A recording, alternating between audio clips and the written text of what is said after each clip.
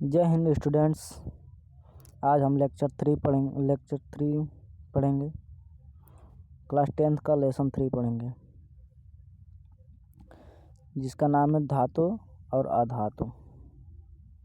इसके बारे में पढ़ेंगे, धातु और धातु के बारे में। ठीक है। तो धातु क्या होता है? तो धातु में चमक होती है, और ऊष्मा का सुचालक होता है। धातु ठोस होता है, तन्यता होता है आमतौर पर।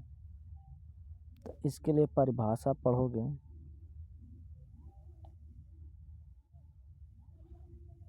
इनको परिभाषा लाए हैं लिखकर आप उतार लीजिएगा। ठीक है।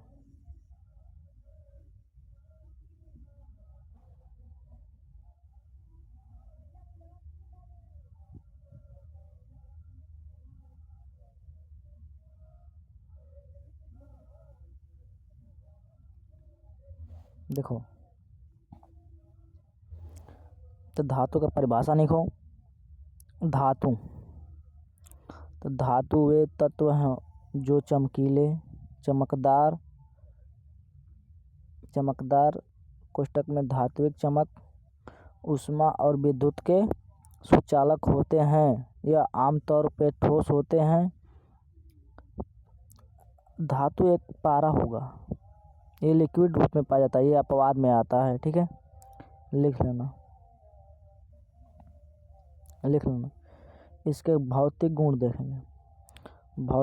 देखेंगे। गुण में तो चमकदार होगा धातु, तन्यता होगा।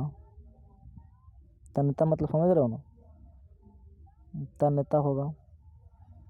धातुओं को खींचकर तार बनाया जा सकता है, इसको तन्यता बोलते हैं, इस गुण को। फिर अधातुवर्धन होगा। अधातुवर्धन मतलब जिसमें धातुओं को पीटकर पतला कर दिया जाता है, अधातुवर्धन होगा। ठीक है, आगे चलते हैं।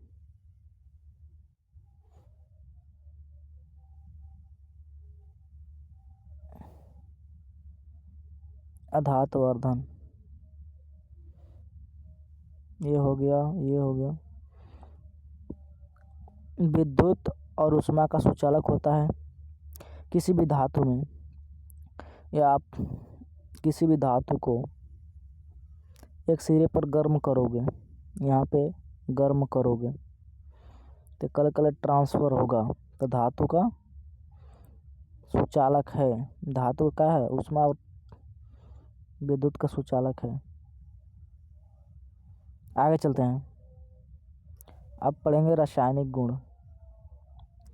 रासायनिक गुण में धातु ऑक्सीजन के साथ मिलकर धातु ऑक्साइड बनाता है। कोई भी धातु ऑक्सीजन के साथ मिलकर धातु ऑक्साइड बनाता है। धातु अम्लों के साथ मिलकर जब मिलाते हैं तो वो क्रिया करता है, तब क्रिया करके हाइड्रोजन गैस मुक्त करता है। ठीक है, लिख लेना। अब चलते हैं अधातु की ओर। धातु इतना हो गया, उसका लिखना। वीडियो को रोक कर लिख लेना। ठीक है, यह परिभाषा लिखना। उसके बाद भौतिक गुण लिखना, भौतिक गुण, रासायनिक गुण। उसके बाद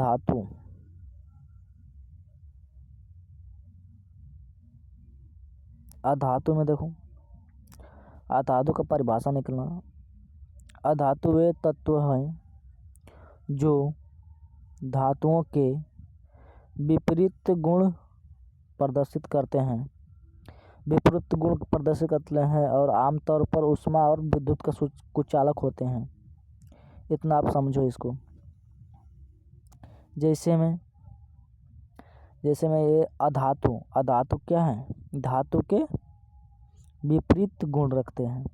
जैसे धातु तन्यता है, तो ये तन्यता नहीं होगा। ठीक है। धातु ठोस है तो अधातु ठोस नहीं होगा, किंतु अपवाद में आता है हीरा, ठीक है, क्योंकि अपवाद में हीरा क्या ठोस है, अधातु है। बट जैसे उसमें धातु में आया था, धातु में आया था पारा अपवाद में, वैसे भी अधातु में आएगा हीरा अपवाद में, ठीक है, हीरा आएगा। अब बताओ लकड़ी अधातु है, उसमें तो विद्युत और धातु के मान धातु में तो विद्युत और ऊष्मा का सुचालक होता है, ये कुचालक होगा, ठीक है। आगे चलते हैं, इसका गुण देखें। ये देखो, ये चमकहीन होता है बिना धातुई चमक के, मतलब चमकता नहीं है। यह भंगुर मतलब टूटना, ज़्यादा पीटोगे तो टूट जाएगा, आसानी से टूट जाते हैं। ऊष्मा और विद्युत के कुचालक होते हैं। देखो अपवाद में क्या है, ग्रेफाइट छोड़कर, ग्रेफाइट में विद्युत का सुचालक होता है, ठीक है। अब रासायनिक गुण देखो, रासायनिक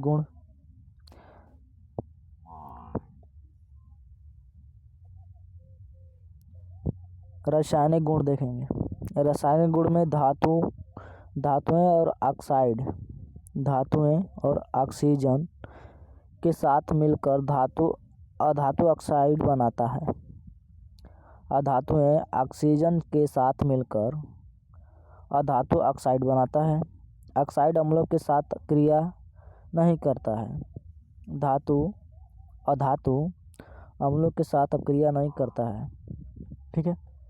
आगे चलते हैं।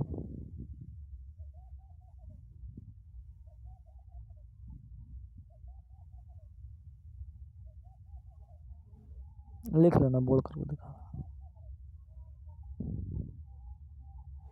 वीडियो रोक कर लिख लेना, साथ साथ लिखते चलना, ठीक है।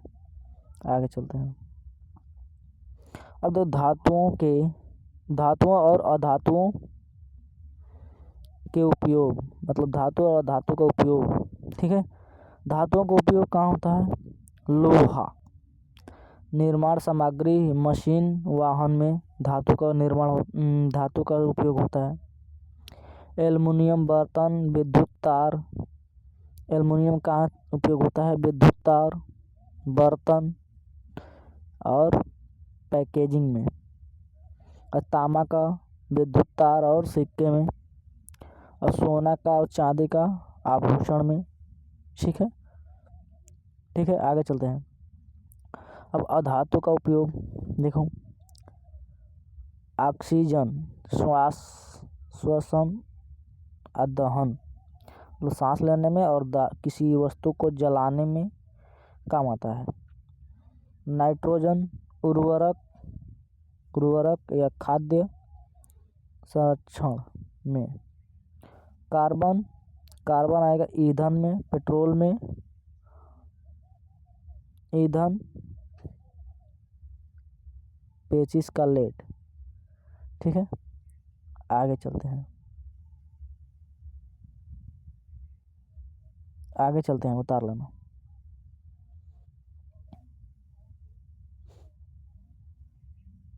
धातु की प्राप्ति कैसे होती है, ठीक है, पढ़ेंगे। धातु की प्राप्ति मतलब धातु तो ऐसे तो नहीं मिलेगा, उसकी माइनिंग होती है, जिसे खनिज बोलते हैं, ठीक है, खनिज होता है। इसमें क्या होगा, वे प्राकृतिक पदार्थ जिसमें धातुएं पाई जाती हैं, ये खनिज के रूप में पहले निकाला जाता है धातु, ठीक है। धातु को खनिज के रूप में निकाला जाता है, ठीक है। उसके बाद अयस्क वे खनिज जिसके धातु को आसानी और लाभप्रद ढंग से निकाला जा सकता है, लाभप्रद ढंग से निकाला जा सकता है। अब खनिज होगा, खनिज में मतलब अयस्क का होगा, जैसे एल्युमिनियम का अयस्क का होता है, एल्युमिनियम का अयस्क होता है ना बॉक्साइड,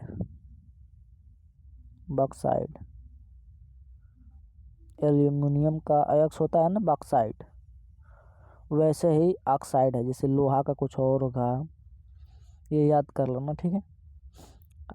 खनिज रूप में पाया जाएगा, ठीक है।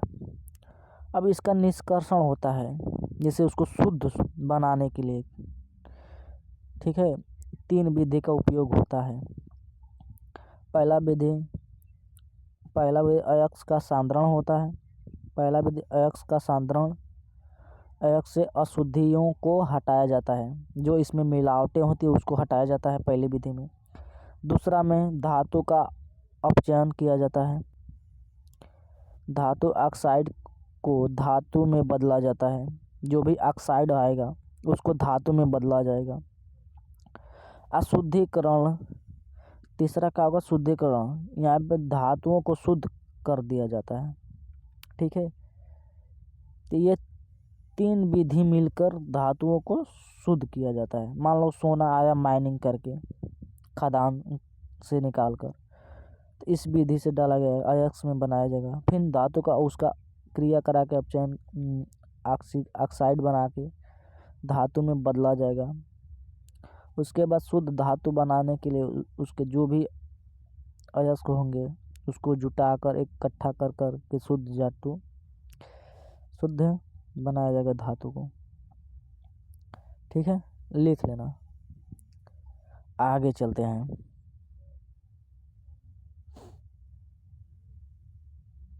आगे बढ़ते हैं।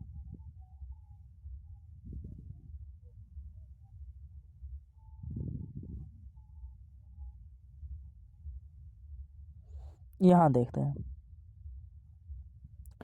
धातुओं की क्रियाशीलता।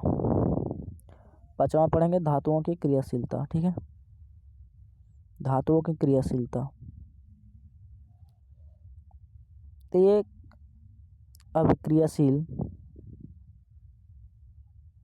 अभिक्रियाशीलता श्रेणी ना, एक अभिक्रिया श्रेणी होता है, शीलता श्रेणी होता है, जिसमें धातु को उसकी अभिक्रिया के आधार पर एक श्रेणी में व्यवस्थित किया जाता है, जिसमें से पोटेशियम और सोडियम अत्यधिक क्रियाशील होते हैं और गोल्ड और प्लेटिनम कम क्रियाशील होते हैं, जैसे मैं आपको यहाँ दिखा दे रहे हैं। यहाँ देखो, यहाँ देख रहे हो ना, धातु अभिक्रियाशील श्रेणी में है, ठीक है। तो सबसे ज़्यादा क्रियाशील है पोटेशियम, तब सोडियम, तब कैल्शियम, तब मैग्नीशियम, तब एल्युमिनियम, तब जिंक, तब आयरन, तब लेड, तब हाइड्रोजन, कॉपर, फिर एजी, गोल्ड, एल्युमिनियम। तो सबसे ज़्यादा क्या है, सबसे ज़्यादा क्रियाशील पोटेशियम और सोडियम है, और सबसे कम क्रियाशील एल्युमिनियम और पोटेशियम है, ठीक है। रुक जाओ, ये दिखा दे रहा है, ठीक है। आगे चलो, इस श्रेणी को लिख लेना, ठीक है। यहीं पर लिखना, चलते हैं वहाँ पे आगे उसमें। अब देखो यहाँ पे, ठीक है, यहीं पे लिख लेना, ठीक है, कि अधिक क्रियाशील श्रेणी धातुओं को उसकी क्रियाशीलता के आधार पर श्रेणियों में व्यवस्थित किया जाता है, ठीक है। जैसे लिखा गया था ना, पोटेशियम, सोडियम, मैग्नीशियम, वैसे भी यहाँ पे AU, उसके बाद प्लेटिनम, लास्ट में प्लेटिनम था, ठीक है। वहाँ पे प्लेटिनम नहीं था। आगे चलते हैं, वीडियो रोक कर लिख लेना। साथ साथ नोट्स बनाते चलना, ठीक है।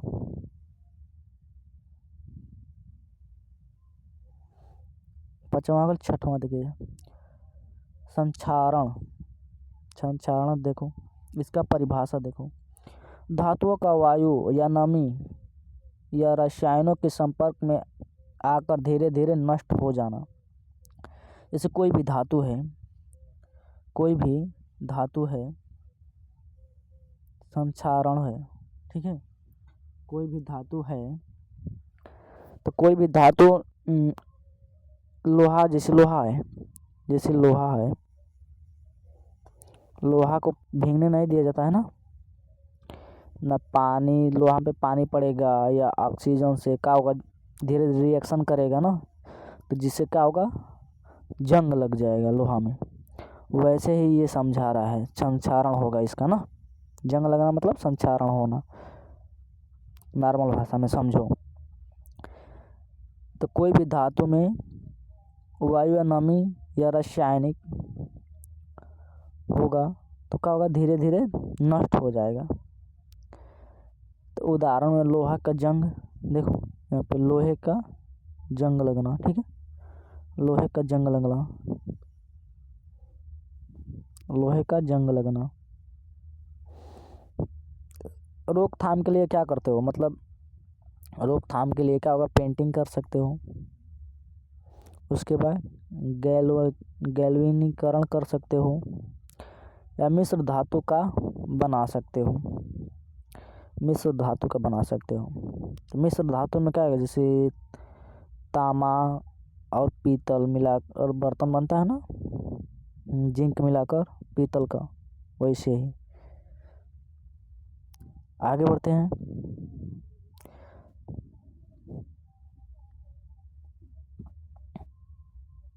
आगे बढ़ते हैं।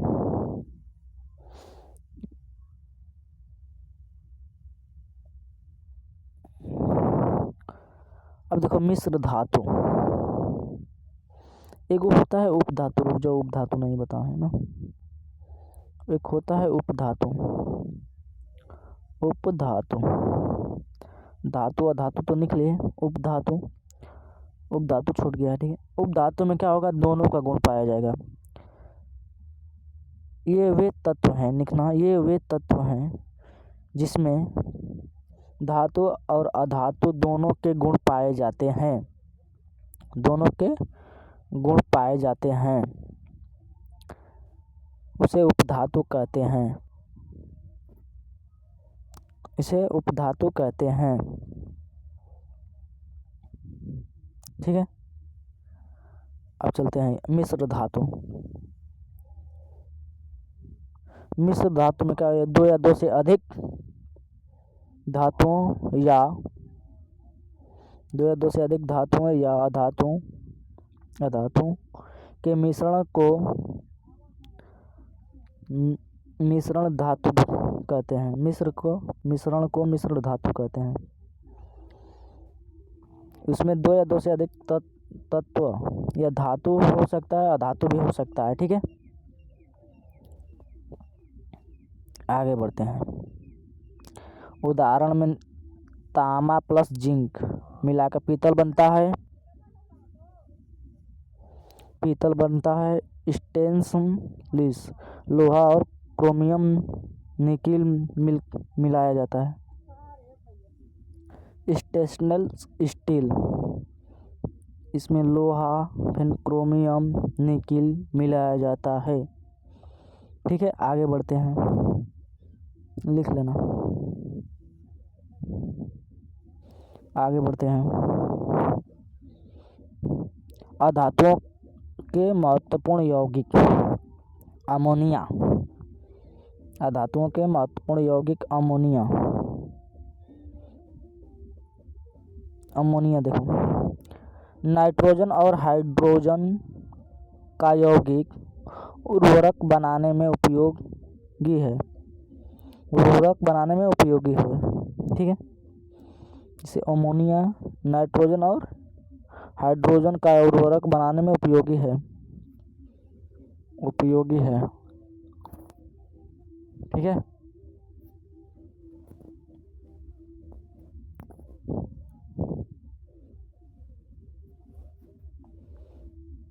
यहाँ पे अब सल्फ्यूरिक अम्ल, ये अम्लों का राजा, उद्योगों में व्यापक उपयोग होता है। आगे चलते हैं। धातु और अधातु।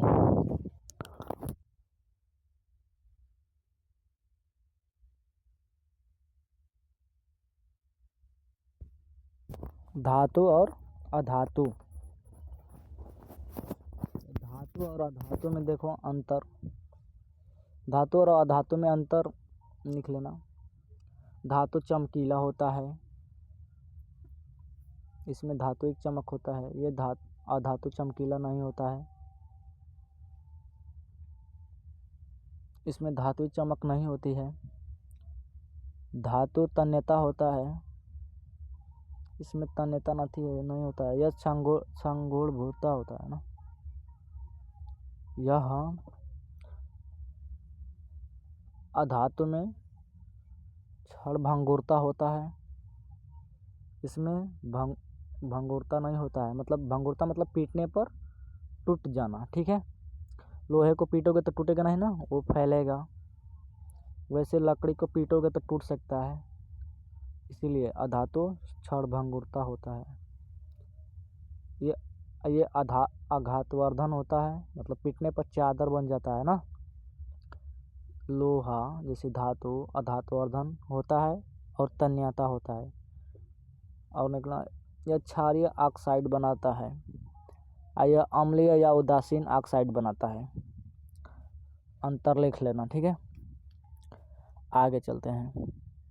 आगे इम्पोर्टेंट क्वेश्चन आंसर दिखा रहे हैं, लिख लेना, ठीक है।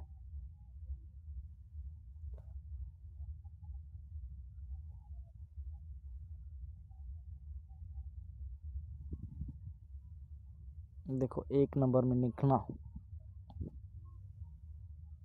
धातु और अधातु में 2 अंतर लिखे, ठीक है। तो धातु अधातु में 2 अंतर लिखना होगा तो कैसे लिखोगे? लिखोगे क्या? ऊष्मा और विद्युत का सुचालक होता है, पहला अंतर। दूसरा, पहला अंतर हो गया ना। दूसरा, जिसमें अधातुएं कुचालक होता है, मतलब ग्रेफाइट को छोड़कर, ठीक है। ग्रेफाइट अपवाद में आता है, ठीक है। आगे चलते हैं।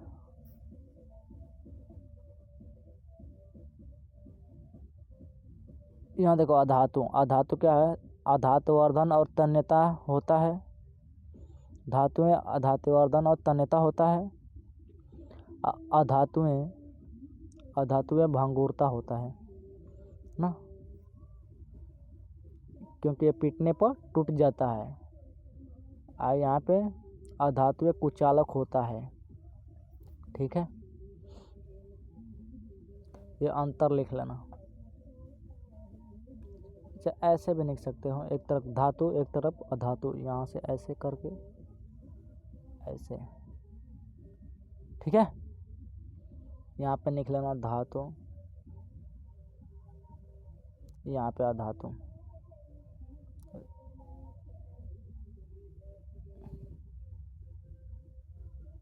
एक तरफ साथ धातु अधातु निकल लिख लेना।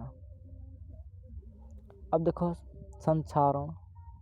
संक्षारण में आपको समझाया गया है, जंग लगना जैसे में लोहा ना। तो संक्षारण किसे कहते हैं? तो निकला धातुओं का वायु, नमी या रसायनों के संपर्क में आकर धीरे धीरे नष्ट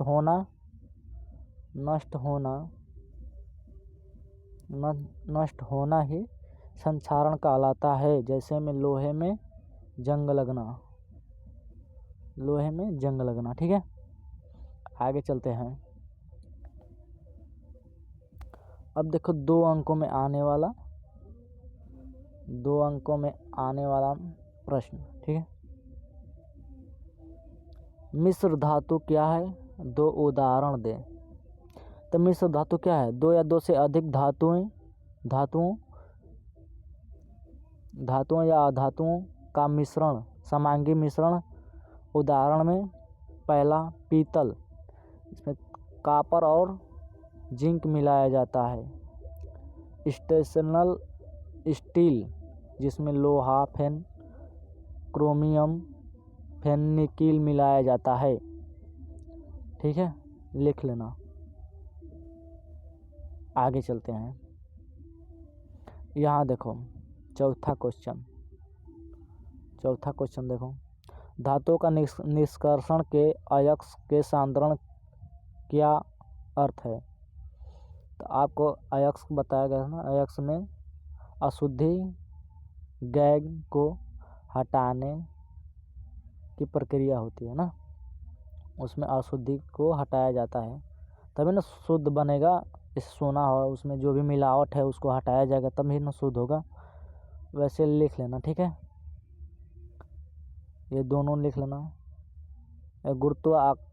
गुरुत्व पृथक्करण होता है, एक चुंबकीय पृथक्करण होता है धातुओं को निष्कर्षण करने के लिए। ठीक है, आगे चलते हैं। 3 अंकों में आने वाला प्रश्न,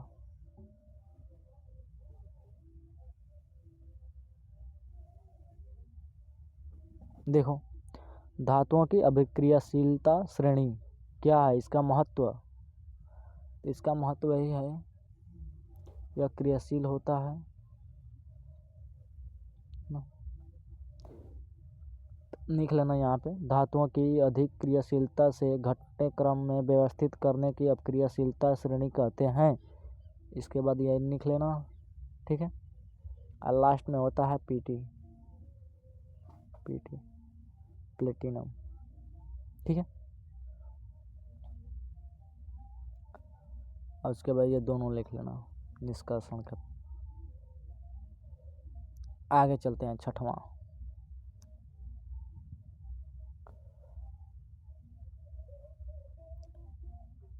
वीडियो को रोक कर लिख लेना। ठीक है, देखो दिखा दे रहे हैं। ठीक है, उसके बाद लिख लेना रोक कर। चलते हैं 6वां के अम्लों के साथ धातुओं की अभिक्रिया का समीकरण लिखें। अभिक्रिया की समीकरण लिखें। देखो लिखो, ये उतार लेना। ठीक है, धातु प्लस तनु अम्ल, इसको उतार लेना। दिखा दे रहे हैं प्रश्न उत्तर, हम दिखा दे रहे हैं, आप उतार लेना। ठीक है, प्रश्न उत्तर बता रहे हैं, देख कर उतारो। 6वां उतारो। ठीक है, आगे बढ़ते हैं।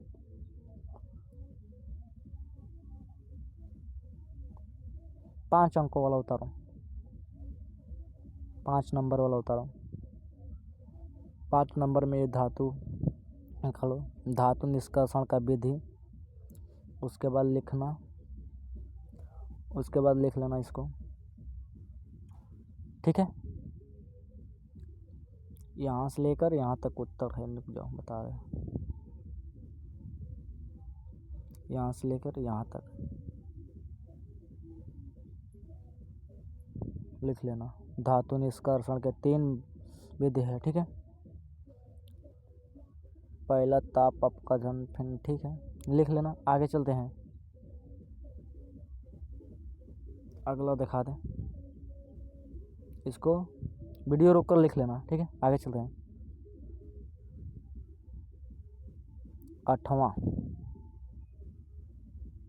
8वां संक्षारण को रोकने का उपाय लिखें। इसको रोकने का उपाय किसे, 6वां लिखो, रोक कर लिख लेना। ठीक है, तो पहला पेंटिंग कर सकत ला, या गलन विधि वाला, या मिश्र धातु, ये तो तीनों पढ़ लिए हुआ। एक विद्युत रक्षण, इसके द्वारा भी। ठीक है, फिर क्रोमियम का पेंटिंग होता है जैसे में, लिख लेना। आगे चलते हैं।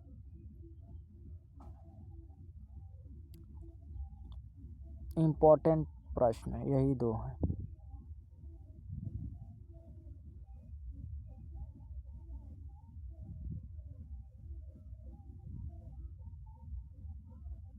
ठीक है, लोहे में जंग लगने से रासायनिक अभिक्रिया लिखें। लिख लेना ये। ठीक है, लोहे में जंग लगने से रासायनिक अभिक्रिया।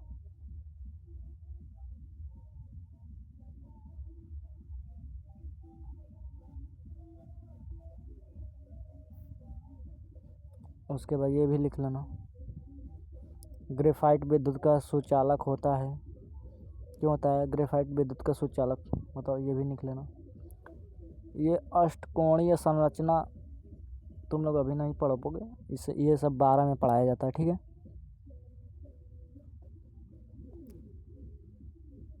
यहीं क्लास को विराम देते हैं। आप लोग इसको लिख लेना, नोट्स बना लेना, और जो भी टॉपिक छोटा होगा कमेंट करना, ठीक है। चैनल को लाइक और शेयर और सब्सक्राइब किया करें। जय हिंद, जय भारत।